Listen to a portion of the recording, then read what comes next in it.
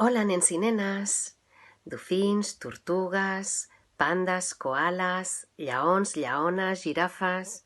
Com esteu? Bé? Mireu, dels llibres que tinc a casa he escollit un que segurament vosaltres ja coneixeu i que a mi m'agrada molt. Us vull explicar el conte del peix sirissat. L'autor i il·lustrador, és a dir, qui l'ha escrit i l'ha dibuixat, és el Marcus Pfister, com diu aquí, a la coberta, i està publicat per l'editorial Beascoa. Aquesta història ens parla de valors, com l'amistat, la convivència, la generositat i la importància de compartir amb els altres el millor de nosaltres mateixos i així ajudar a que tothom es pugui sentir més feliç. Si em voleu acompanyar, seieu ben còmodament, obriu molt els ulls i prepareu les vostres orelles. Sentiu les bombolles? Jo crec que és el peix sirissat que ens convida a entrar dins la seva història.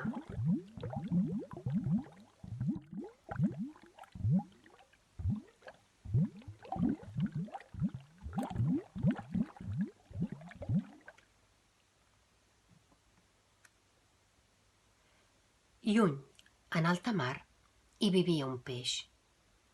Però no era un peix corrent, no. Era el peix més bonic de tot l'oceà. El seu vestit d'escates resplendia amb els colors de l'arc de Sant Martí. Els altres peixos admiraven les seves escates tornassolades. Li deien el peix sirissat. «Vine, peix sirissat, vine a jugar amb nosaltres!»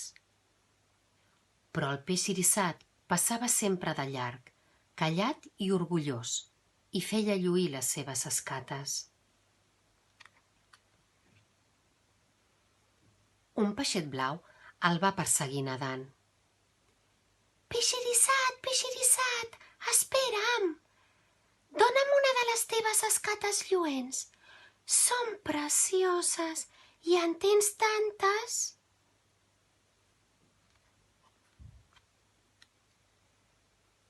Que et regali una de les meves escates? Però què t'has pensat? Va cridar el peix sirissat. Au, va, fuig! Espantat, el peix blau es va allunyar. Excitat, va explicar als seus amics el que li havia dit el peix sirissat. A partir d'aquell dia, ningú no va voler tenir res a veure amb ell. Li giraven l'esquena quan passava.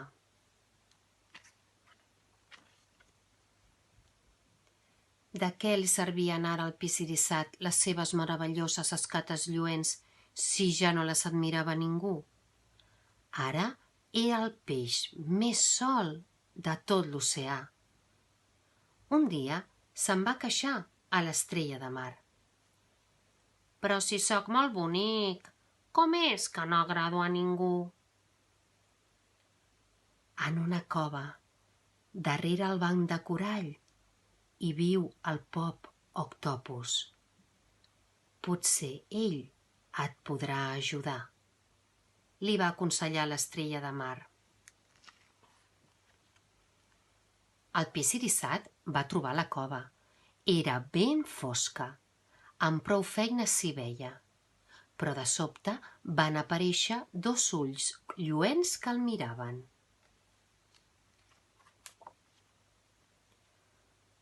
T'estava esperant, va fer l'octopus amb veu fonda. Les onades m'han explicat la teva història.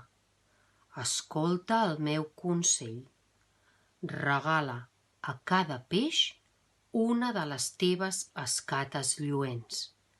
Aleshores ja no seràs el peix més bonic de l'oceà, però tornaràs a estar content.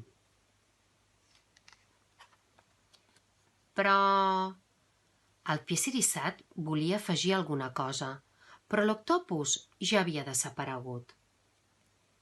Regalar les meves escates? Les meves escates lluents tan boniques?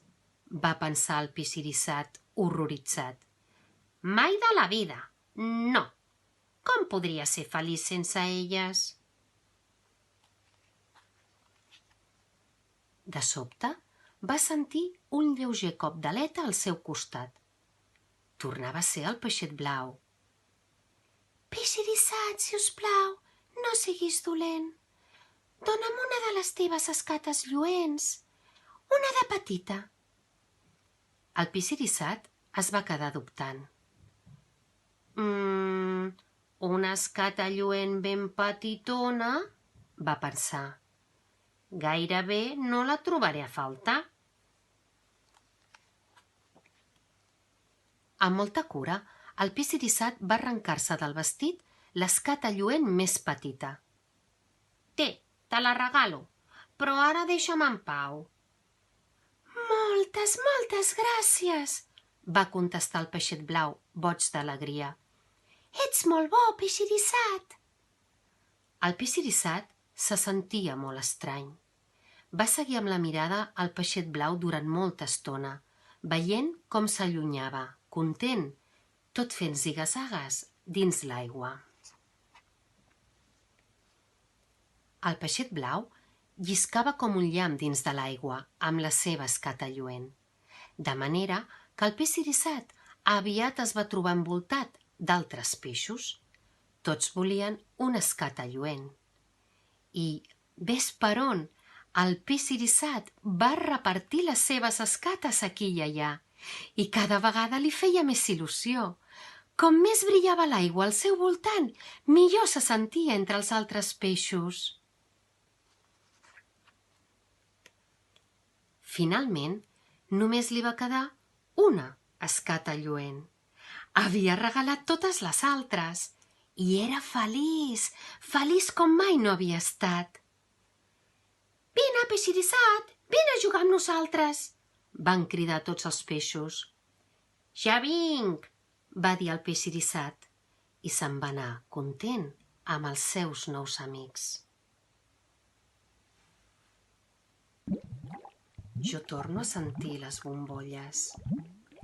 Crec que torna a ser el peix eriçat que ens convida a sortir de la seva història.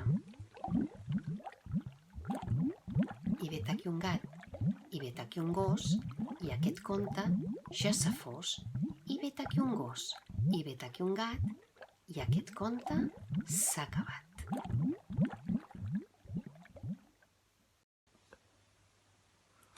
Espero que us hagi agradat. Sabeu què podem fer? Podem imaginar que som el peix eriçat i podem agafar una de les nostres escates lluents, una de les nostres millors qualitats, de les nostres millors habilitats i compartir-la amb la nostra família. Segur que veurem com a casa tot brilla molt més. Adeu, a reveure.